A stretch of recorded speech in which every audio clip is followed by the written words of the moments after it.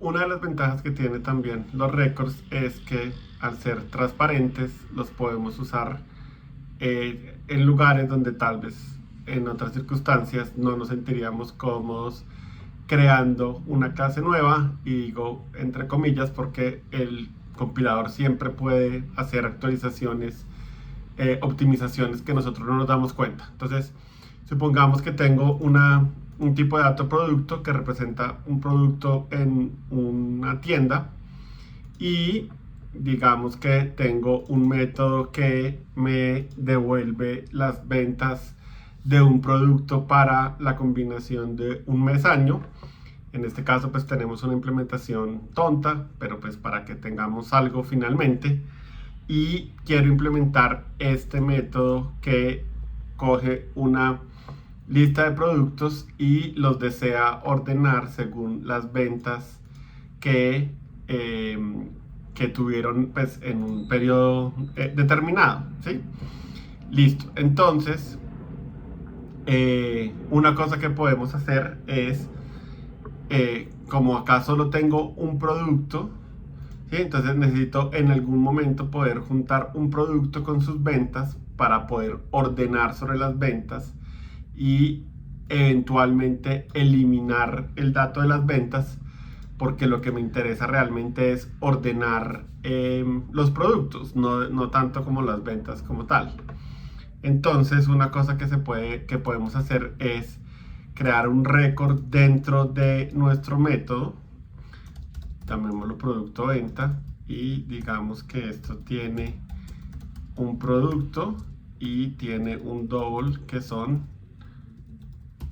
llamaremos total ventas. Listo. Entonces, eso no es exclusivo de records. Podemos definir cualquier clase dentro de un método, solo que, de nuevo, pues se ve como overkill, pero sí se ve tal vez como algo exagerado, pero al ser record algo que tiene muy poca sintaxis y que está hecho de alguna manera para esto, pues tal vez se ve más apropiado. Y voy a usar una cosa que se llaman streams, que es un tema para más adelante, pero básicamente tenemos un mecanismo que nos permite recorrer los productos. Para cada producto quiero crear un objeto que de nuevo me junte el producto con las ventas de ese producto en esta fecha. New producto venta realmente, ¿sí? Entonces utilizo esto que hice para poder hacer esa agrupación de producto con las ventas, y después lo ordeno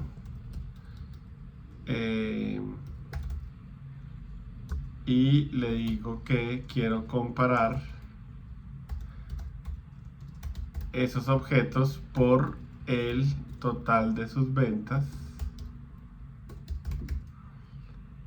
y una vez ordenado le digo que ya solo quiero quedarme con el producto y no quiero cargar con las ventas, y lo empaqueto nuevamente.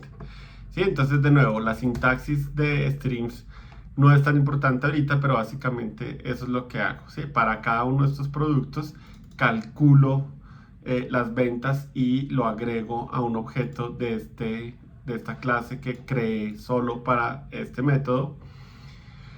Lo ordeno utilizando este atributo, y después desecho un poco como las ventas, me quedo solo con el producto y eso es lo que devuelvo, ¿sí? Entonces, tan ligero es un record que, de nuevo, hacer esto, digamos que el compilador entiende qué es lo que estoy tratando de hacer y lo puede optimizar de una manera en que esto no sea algo, sí, no genere un problema de desempeño en mi aplicación, y hace que el código sea efectivamente como muy sencillo de leer.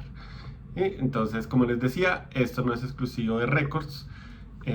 Básicamente, si yo me voy a cualquier método, yo puedo crear un enum, por ejemplo, ¿sí? Puedo crear un record como acabo de ver ahorita, un record, y inclusive podría crear una clase, ¿sí? Pero como les digo, digamos que tal vez los enums tal vez eran más o menos utilizables antes, pero pues a quién se le ocurre crear una clase dentro de un método. Eso parece, sí, digamos, porque obviamente tengo que definir los atributos y accesores y constructor. Entonces eso era un poco engorroso, por eso nadie lo hacía, pero pues ahora con Records esa forma de codificar se vuelve un poco más viable. Entonces, bueno, esto era lo que quería comentarles sobre Records dentro de métodos.